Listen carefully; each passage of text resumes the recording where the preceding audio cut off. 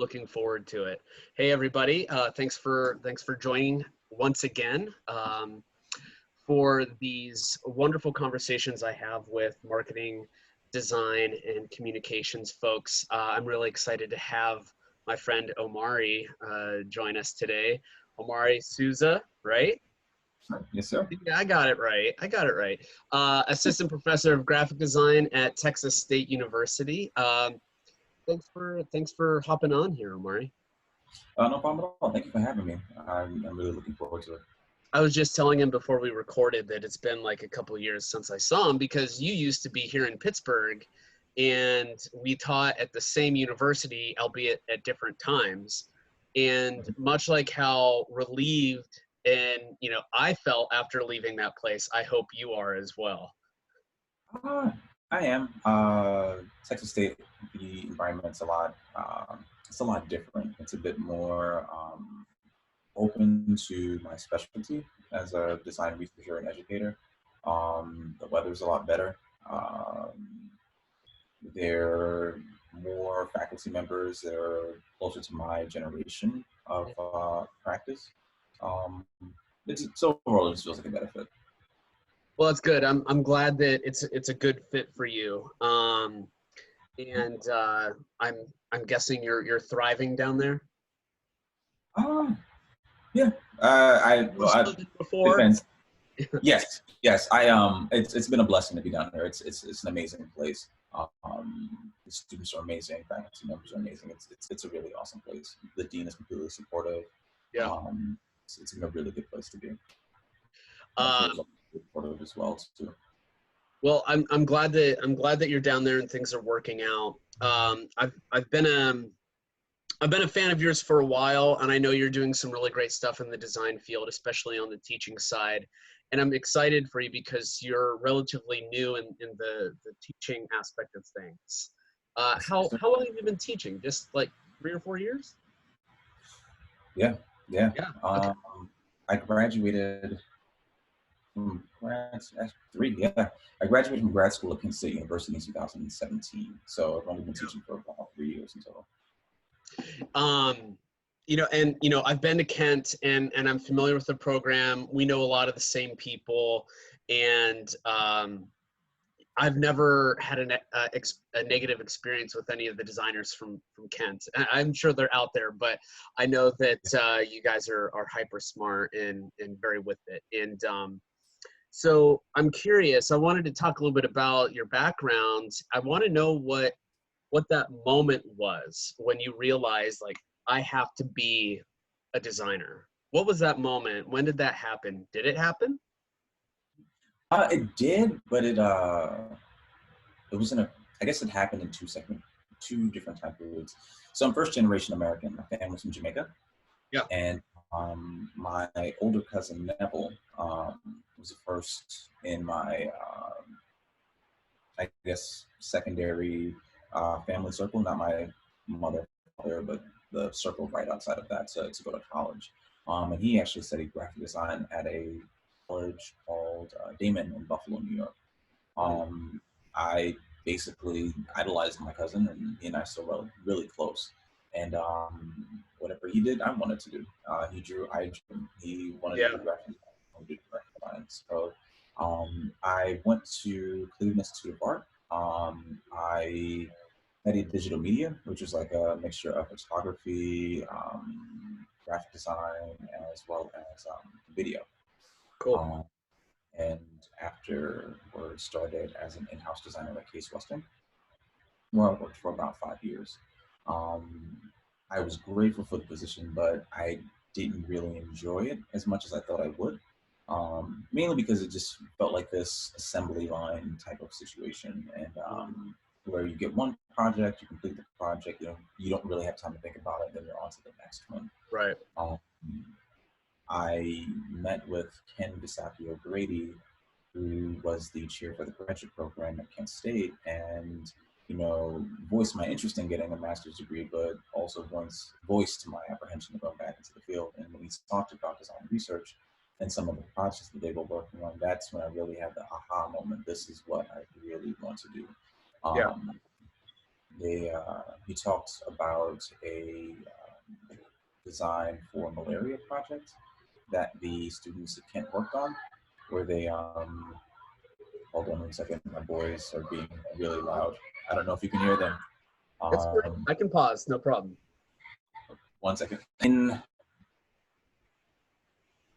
I'm like in a corner in a room trying to hide from my kids, and it's like really hard. The COVID teaching, working, and homeschooling at the same time with two boys. You got a lot of pressure. I completely relate. We're homeschooling our daughter, our 4-year-old, and you know, fortunately it's going pretty well. But like while you stepped away, she was in the bathroom with the water on, and I'm thinking like, oh no, she's got the water guns or something. Oh man, I had a meeting, and I realized that my son was sitting next to me. I didn't realize what he was doing, but he ended up putting his finger in my nose during the meeting. So I'm talking, and then all you see is this like tiny hand just come across. It's been interesting. Fatherhood. But when I met with Ken, he talked about how they were able to use design research methods in order to find ways to communicate how to diagnose, treat malaria symptoms to a largely illiterate population using nothing but visual icons. And I fell in love with that. The idea of being able to use design to help people was, amazing to me, rather than using it to promote a service, a product, an event, or to fundraise. So I think at that point is when, the light bulb went off in my head, and I said, this is what I want to do. I'm so glad you brought that up, because a lot of folks go into design, and depending on who their instructor is, like I've had instructors whom have never used design to contribute to humanity in a meaningful way. So it was always about capitalism and like, what product are you developing? What advertising problem or communications problem are you solving with design? It was never, how do you solve food deserts using design, for example? As soon as I learned that, and actually that was something that I learned meaningfully in graduate school, similar to you, right? So when I started teaching, it was important to me that my undergrad students understand that that is something that they can do even well before they get to graduate school. Yeah. I think there are a lot of programs I think most programs for the most part are very interested in the job market and getting students in and working in the field without necessarily being thinkers. To an extent, I understand the benefit of being job centric. Students are making heavy investments into colleges and to be a part of the classrooms. They need to get an ROI on that investment, but I do feel like a lot of the institutions, while bolstering this creative ability, building these fancy portfolios, do lack a lot of the not conceptual, but strategic thinking that students could definitely benefit from. There are books out now, I forget the author's name, but the book Ruined by Design, that begins to ask very, poignant questions about design ethics. Just because you can make, should you make? What things should you not do? The questions of possibly having like a design's version of a Hippocratic oath. So, you not only understand what you're making, but the impact of what's being made has on other people. So I think for myself, that's also important as well for my students, similar to you. Making sure that they understand the ethics of what they're making, understanding the power dynamics and the visuals that we use, understanding, cultural sensitivities, understanding a bunch of these different things, because, what we create here, even if it's only for a local market, considering how big the American economy is, can definitely spill out and influence cultures outside of the U.S. or outside of our immediate, circles. Right. And so another great thing you brought up is, considering that international perspective. I feel like when we're taught how to design and some of the philosophies and principles and ideologies behind design, a lot of that is coming from different parts of the world, especially Europe, right? You know, I think most designers are like, they seem to be influenced the most by Swiss minimalists, right? Yeah. But then they're not looking at what's going on in Brazil or in Japan. And when you take a look at that kind of work, it can be mind blowing because it's just so vastly different from what we're used to. You know, and Yeah. again, that capitalism corporate aspect of things, like keep it simple, keep it clean, minimalistic, like it also feels like that's the easiest way to do it, to do things. So Yeah. I don't know about you, but when I was in school, like I was trained to be a minimalist. Mhm. And, you know, some of my peers, like they're really great illustrators, and they were finding that like they couldn't really effectively or intuitively use illustration in their designs, despite the fact that like illustration is this highly coveted skill, at least in my perspective, with design. Yeah. So I used to illustrate, I used to be able to do it, and then I gave it up so I could learn how to code. And that worked out well for me. But not a day goes by that I don't miss a pencil and Yeah. drawing, you know what I mean? So when you see like all of this work that's occurring elsewhere and it being very illustration centric, um, you know, it definitely opens up your mind a bit to exploration. And to your point, like graduate school is great for that. Yeah. um, so I digress. No, I agree completely. I think I feel that the lexicon for designers is limited to the Eurocentric lens. I do think that, you know, there's so many different cultures that have their own visual way of expressing themselves, um, that isn't necessarily tied to capitalism or industrialization or you know, products that they may need to distribute. I think, you know, realistically, we design outside of, you know, design thinking, which has been the new big thing for a lot of designers. We Right. haven't really had a major, you know, pedagogical shift or a major philosophical shift in practice. But I Yeah. do feel that, you know, opening up our scope to be more inclusive of other cultures could really expand that lexicon, especially because, you know, the way that people express themselves and understanding why they're doing things a particular way expands how you think about things. Similar to learning a new language, you know, the way that they structure sentences and seeing how that influences how they think, and then having Right. to think that way and express yourself that way alters the way you may think about your word selection in your native language. Right. And so I'm curious, like, how do you incorporate a lot of what you're saying into your classes, and how do your students react to that?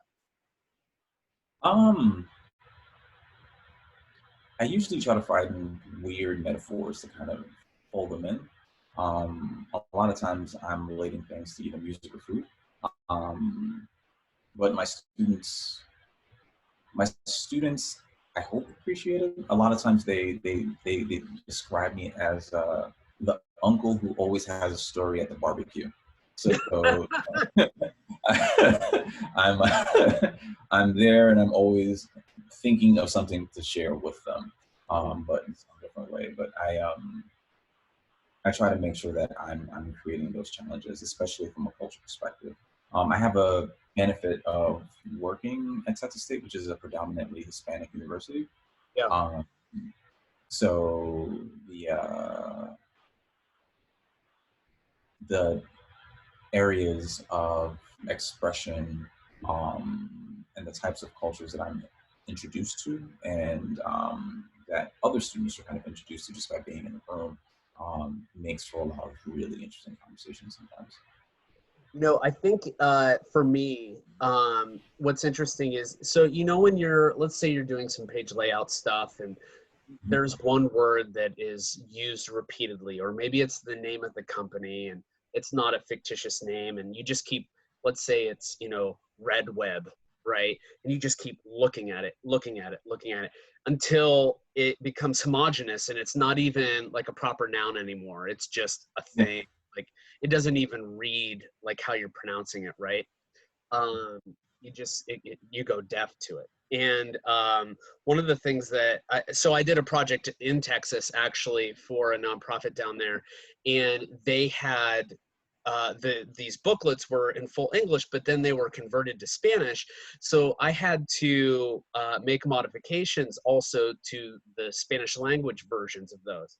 And it was really interesting to see the interactions between letters in a different language. And, you know, it's not translation of the content wasn't important. I was Yeah. looking at the interactions of the designs of these typefaces and these fonts and all these other shapes. And it was really fun to work on, despite not having, I knew the context of the content, but I didn't know literally what it was saying. So to have that, even that, supplemental language perspective, I think is really, really cool. And, you know, thank you for shaming me because I feel like I missed an opportunity to introduce a project that would be in an entirely different language. So I'm obligating you to do that now. I wouldn't be opposed. I'd have to try to figure out how to work that in, but yeah, and I wasn't shaming at all by any means, I know, I know. That was self-shaming. but yeah, no, I think there were a lot of things that could really push the scope of design. I'm a big proponent of students taking a lot more humanities classes, especially considering that what we make has so many different touch points. If there Right. isn't understanding of sociology, psychology, and things of that nature, we could be in a position where we create things that become harmful. Um, and one thing I always tell my students when we talk, especially at the early levels, whether it's foundation or their sophomore, junior year, whenever we're discussing art and the difference between art and design, the thing that I tell them is that, art is something that can be open to interpretation. Not that it always is, but it can be. It has that liberty. Graphic design, you don't really have that. If you're designing, a map, you're designing the information that falls on a prescription bottle, things of that nature. Sometimes what you're designing can be life or death. And also, um, similar to stained glass windows in churches, a lot of times what we make can be didactic. The visuals we choose, they build a narrative for some people Right. in a country where people don't particularly like to read. So being cognizant of the stories that we're telling and those narratives it's really, really important. You know, that's something I've actually harped on a lot on the podcast is designers, and in particular student designers, not having any interest in reading whatsoever. Yeah. I mean, there's no defense for it, even though I've had some people say, well, most of our books are just pictures and designs, and like most, not all. Yeah. Yeah. Yeah. Yeah. I tell my students it's read books on philosophy, read American classics if you're designing within the American market, read prominent books from other cultures, watch movies from other cultures, see how people. Absolutely. Watch Yeah, I old mean, cinema. You know, yeah, one of the things that I did in grad school, I took a film class, you know, to your point in the humanities there, I took a film class and we had to watch a few silent movies. hmm And that was wild, yeah, right? That was so cool to actually see that, but not just see it, but actually experience that in a meaningful way and then have to critique it and analyze. yeah, Uh, yeah, yeah, definitely. I taught a photography class while working at La Roche, and the class was mainly photography for designers. So I taught a lot of I showcased a lot of old films by Hitchcock. I showed a lot of old photography, talked about a lot of different techniques, but mainly brought it back down to using rules of thirds and things of right. that nature, proportions and um, visual directions, like guiding where the eye goes. And I even talked to the graphic design students and about, if you chose this technique, what real estate would you have left for type and things of that nature. Right. So I feel like this mixture of interdisciplinary practice has a way of expanding thought for students in a way that they may not have thought or even appreciated. Yeah, and depending on the program that they go to, Yeah. you know, they won't necessarily get that breadth of knowledge. Yeah. Um, I've known some people that either they didn't recognize it in undergrad or they didn't get it, Hmm. and they ended up going to grad school to find it. And that's certainly great. That's okay, you know, but I think from our perspective, it's a bit disappointing, you Yeah. know. But again, like it all comes back down to the design of the curriculum, but also the professors teaching it. Like if they don't find value in speaking other languages, then you know they're not going to introduce multi-ethnic concepts and principles and ideas even into their classes, which is unfortunate. Yeah. Well, I mean, and that also boils down to diversity in the field of design, which there isn't much. So it then becomes hard to then, if you're a professor who's been teaching for the past 30 years, it becomes hard for you to then consider, man, maybe I should have to teach myself something that I didn't learn when I was an undergrad so that Right. I can introduce the lives of my undergraduate students. I find that most professors that have been teaching for a few decades are usually scared of change and Oh, also slow to convince that this could be beneficial mhm. um, for the students going forward. Yeah, Yeah. No, I'm for with you me, there. I've experienced a fair share of that myself uh, yeah, in my travels. Yeah, and you can make that same argument for anything, but nevertheless, I wanted to ask you about your research. What are you researching right now, and where do you want that research to go? What do you want people to do with what you discover? So currently, my research, I explore images that we consume, and I try to pick them apart on a semiotic level. So, what are they attempting to signify to particular audiences? How does that influence culture? Um, More specifically, in terms of bias and racism. Hmm. So how do the images that we promote perpetuate bias against particular groups? Um, this in terms of what I want people to take away from my research is, again, it expands the discussion on design ethics, on what's being made and being more cognizant of what's being placed out into the world, whether that's images like the 2008 Vogue cover with LeBron James that echoes the Destroy the Beast 1917's poster, or the H&M Coolest Monkey in the Yard hoodie, or um, Fendi's Black Face Monkey chains that are being used. Having an understanding of what these images are, what they mean, how they perpetuate particular motifs, and how otherizing particular groups impact them. And that's not just an American thing; Right. it's global. During the Holocaust, Jews were otherized, both in print and well as several other ways prior to a lot of those atrocities happening. During World War II, in America, Japanese Americans were otherized for some time in print as well, prior to leading to the internment camps. So it's really a matter of looking at this and saying, somebody designed these pieces, and these ideologies came from somewhere. Granted, maybe the designer at the time didn't wholeheartedly come up with these concepts, Sure. but they were made, and not only were they made, but they influenced other people, and people acted on those beliefs. So it's my work is really a gathering of that knowledge to kind of expand the discussion on design ethics. So my thesis was had a portion of it dedicated to World War II home front propaganda. Hmm.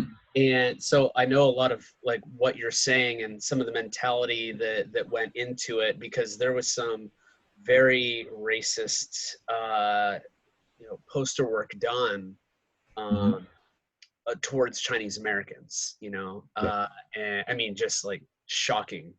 And but there was also like these incredible displays of violence, and this is intended to inspire patriotism, to recruit people into the war effort, and, the ability to influence and manipulate visually. That's something that with my students, especially when I was teaching design history, was something that I felt like emphasizing every single class. Mhm. Like, you can't learn this thing enough. Like, you need to be so aware of how much power and influence you actually have with your skills, with your capabilities. So instead of focusing them on something that is you know uh, unethical, or dare I say evil. Yeah, right. Yeah. You could be using those skills to solve problems and make the world better. Unfortunately, we have savvy enough students that are like, yeah, that stuff's incredibly messed up. We don't want anything to do with it. Yeah. But it gives them the understanding that you know anything that we could do could be turned quickly, especially now with fake news, right? Yeah. um, and really also I would say, uh, and I'm sure you've noticed this, but more and more people being able to create design or create imagery that is either, it doesn't matter if it's true or not, it's the fact that they can create it. So there are more creators now, and that's mostly because software has become more accessible and become easier. So you and I have more of a battle on our hands in that respect. No, it's true. There are more. It's funny. I have the same conversation with my students in terms of like the bar of entry being so much lower now for the Yeah. field. And I feel like that's similar for for many other fields. I just feel like it places more responsibility for the people that are getting the adequate training and have the proper skill level. For some of my students, I talked about music, the music industry. Mhm. Anybody with a SoundCloud account can now create music and send it out to the world. And the responsibility of their use is, up to them and their perspective and philosophy. But just because I have the tools to sing, I have vocal cords, I have breath, doesn't necessarily put me on the same level as a Beyonce Right. or an Adele. And it places more weight on the Adeles, the Beyoncés, and the actual trained talents to kind of push this this perspective Right. on making any craft because they have a greater influence on culture. Um, and similarly, designers that work for larger firms, art directors that decide what client to take on and not take on, what money is good money, what money is not. That's where a lot of the responsibility comes in because it's very hard as a designer to not say that we don't have a hand. Um, we're not bystanders in a lot of issues that come by hand of capitalism. So if we talk about global warming and pollution, the amount of waste that's in the ocean, who Right. designs the packaging for that waste? There was a firm that designed it. There was a firm that chose the materials. Mhm. There was a firm that made the decision. Yada yada yada yada. And now that's there. If there's a credit card bubble, who's the firm that designs for Amex or MasterCard or Visa? People, like all of these things, the American idea you know, of consumption and that consumption reflecting yourself. We, I myself, as an iPhone and Apple user, joke with other Apple users about how we turn our nose up at Android users Yeah. or PC users. But that within itself is a part of the manipulation. Apple, designs a lifestyle and then says, this is who you should be both as a graphic designer and as a professional. Right. If I show up to a freelance meeting and I don't have an Apple and I bring a PC with me, their perspective of me is automatically different because their assumption of a graphic designer is someone with an Apple. But Mhm. they're a designer that helps build that ideology and that perspective. Yeah, once you buy into that brand story, brand lifestyle, then you become a loyalist, and it completely changes your perception, and that's a two-way street. just as you said, you know, how you're perceived and how you're perceiving. Um, I have always been a Mac user. But when I left Youngstown State and I came to Pitt, they gave me the option. They're like, "Well, do you want a Mac or a PC?" And I'm thinking, well, I'll do as the Romans. Like they're all using PCs. It makes sense to use a PC. And then a few months later, I bought my own. So I have two PC laptops in front of me. Meanwhile, my iMac is being neglected over there for the past 9 months. Right. So, and you know, it didn't even occur to me that perception because maybe it's because of the transition I experienced in my career. And it's like, I don't have to be like that specific type person, or I don't have to, I'm not a part of that lifestyle anymore. I have no idea. But um, to your point, like, yeah, a lot of people think that designers are one way, and they're really not. So I'm glad that your research is helping or will help people both really understand that some things, you know, aren't what they appear to be, and there's a way to parse through that, and there's a process for understanding. Yeah, there is. What we consume visually is the language, and you know, just as we have to be measured in how we speak to people, we have to be measured in terms of how we make things, because that also speaks to people. Um, there's a parable. I forget what culture it comes from, but I was told it as a kid, and it says that every tool carries with it the spirit of its creator. Mhm. Um, so being cognizant of that, you know, everything that you make carries with it a particular message, the message of the person that made that particular thing. So what are you trying to say? What impact do you want this to have? And that may sound very Yoda Star Wars ish, but it's something worth considering.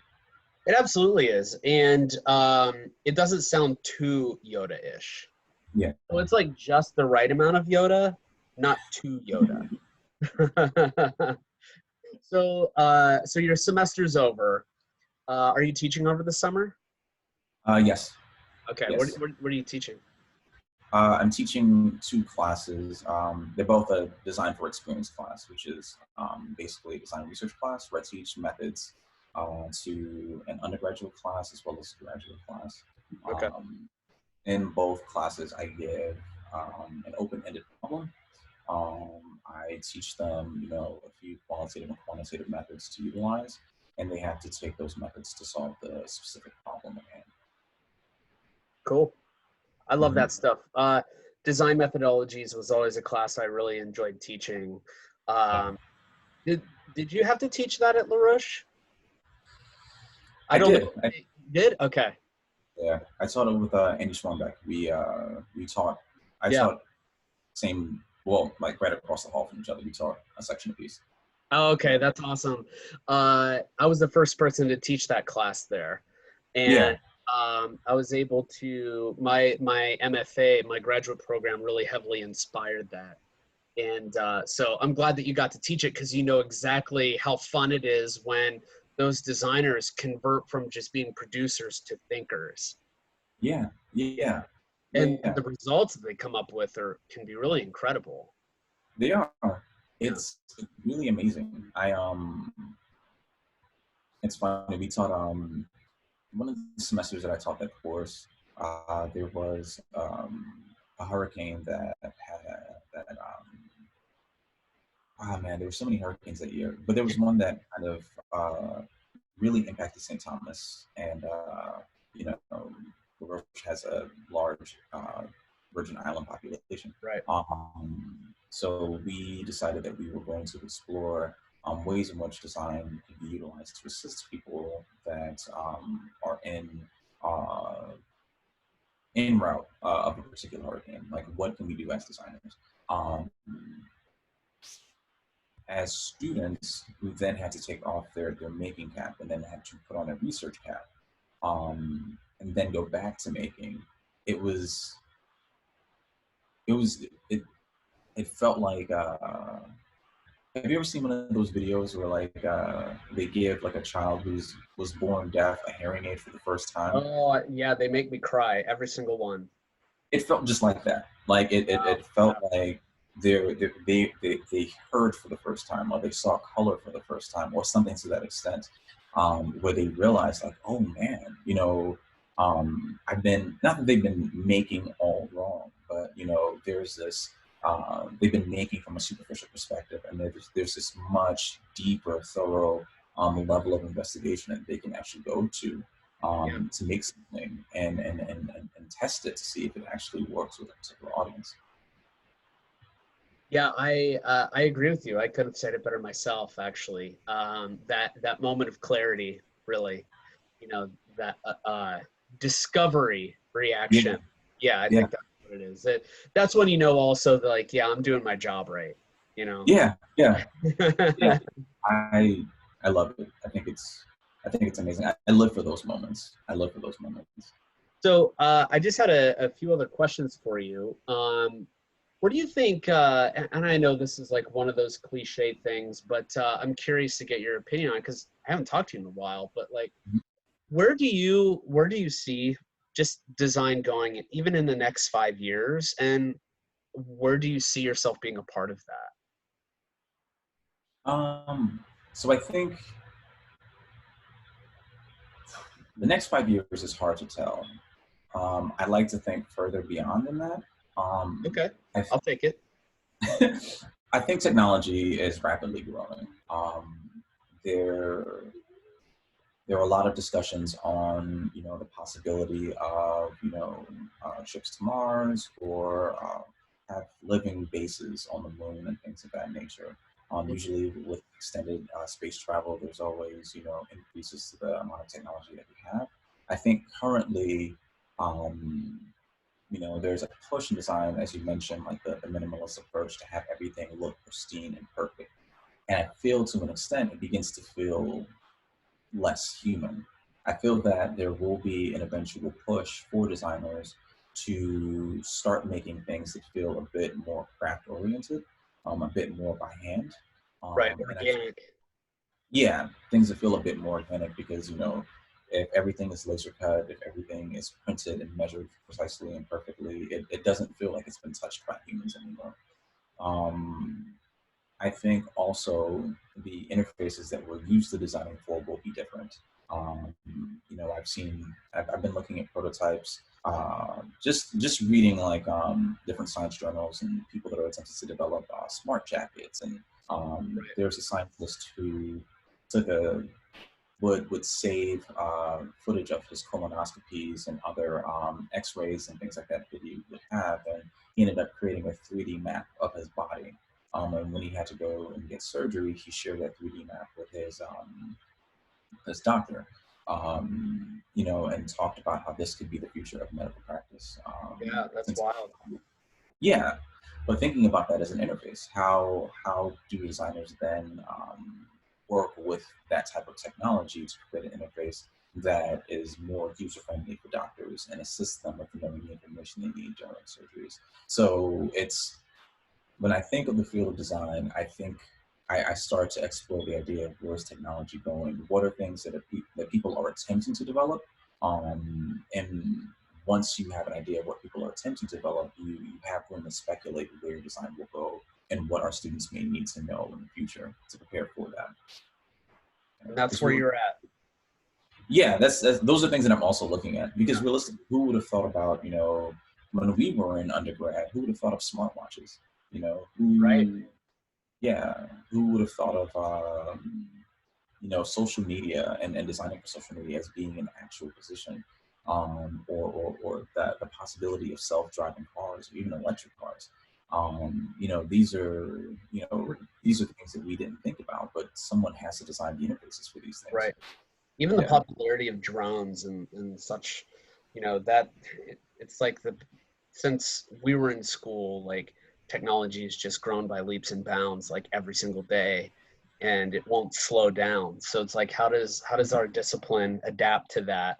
One of the things that always bothered me was the AI for or AI logo designers, right? Yeah. So it's Yeah. basically you throw in a bunch of different graphics and the AI learns how to make logos, and the AI makes decent logos, but they have no context, they have no purpose or soul. They just happen to look good. Yeah. And that's one thing I share with my students, like just be aware that this is a thing that exists now and it's rudimentary, and it produces designs that are sufficient, but they're Yeah. not great.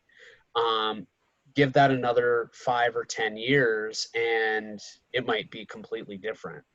So how do you expand beyond that? And to your earlier point of investing some of your education in the humanities, I think that's how you round out uh, your skill set and just your perception, and that also is going to help you get past like just being a production designer. Like if you're just producing stuff, at a certain point, you may not be necessary because of that AI. If it's just production stuff, but like if it's deeply conceptual, it is researched, it's a solution that needs some spirit and some soul behind it, then yeah, you'll always be valuable. You'll always be employable in that respect. Um, Yeah. so, last question for you. Our students have graduated. Some of them, we still have their interns, or they're looking for internships. Um, During this point in time, when the outbreak is hit, self-isolation is in play, and it's different all across the country. But the one thing that is fairly universal is that the economy just is not there to support the students. There are no jobs. So what do you say to a student or students who feel like their careers have been canceled or postponed? What would your advice be for them to kickstart their career during this time? Oh man. Um, I don't think there's an easy answer for that. When I graduated in 2009, I graduated in the heart of the recession, Yeah, and I was interning at Vibe magazine. And before the internship was over, we got called into the room and told basically that the magazine was going out of business. Um, any leads that I had for a potential job, anything of that nature was pretty much gone because yeah, so many businesses that were, laying people off, offering buyouts, and or keeping everybody that they had with no foreseeable hiring process um, in sight. I ended up having to expand my skill sets in order to find something. But it took some time and it took some investing. When I graduated from undergrad, you didn't need to know anything about online. You could strictly be a print designer and not have to worry about anything else. right, Um, After the recession, that wasn't the case. The field of design, you needed to be a bit more well-rounded, more multidimensional. Um, there was an expectation that you had to have some knowledge of After Effects and motion graphics, some knowledge of, web designing, as well as print, which normally were, separate positions. right, I would say with the field currently, uh, you know, I would spend some time investing in where I would spend some time investing in design research. I would spend some time investing in um, other practices that can round you out for the market. Like, what are the needs? Where are the needs? right, Um, and it doesn't necessarily have to be design research per se, but thinking of smart blends to kind of supplement your work. So if you're a graphic designer, maybe if you're interested in cognitive psychology, it could be something that could be a great addition. Now, if you get a position, the type of position that you get is something that maybe you've carved for yourself in a particular company because of the need that they have. Maybe it's, I'm a designer and a product designer, but I'm also taking some mechanical engineering classes because that also expands your ability to work within a practice, depending on the type of company you want to work for, whether that be an mhm, IBM. Rockwell or things of that nature. But thinking about what it is that you want to do, the type of company that you want to work for, and then think about the other positions and services that that company provides, so that you can find ways to kind of expand your skill base and then make yourself more desirable to that company. I think that was a great answer, and that was very positive and uplifting. Thanks. No, I mean, I wasn't concerned that there wasn't an answer, or people were going to get news that they didn't want to hear. But I think what you have to offer is absolutely on point. I mean, this is a great time to learn how to stand outside of yourself or expand what you know into different areas. Design can affect everything, every Yeah. discipline.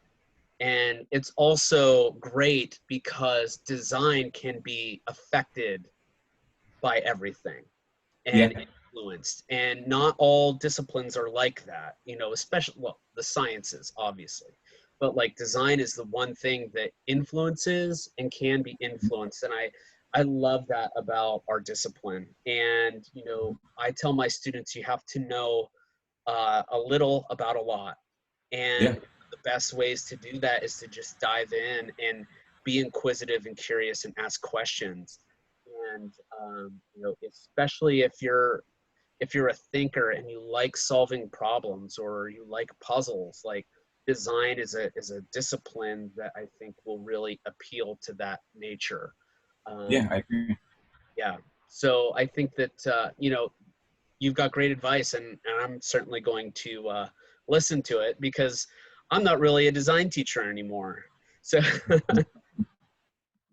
no, I am. I'm still a part of the family, but not in the way that you are. And I appreciate your efforts in your research area and how you're trying to use design to get people to question and question what they see, but also question the experiences that they get from how they're being influenced. And I think that's going to help make better designers, smarter designers, and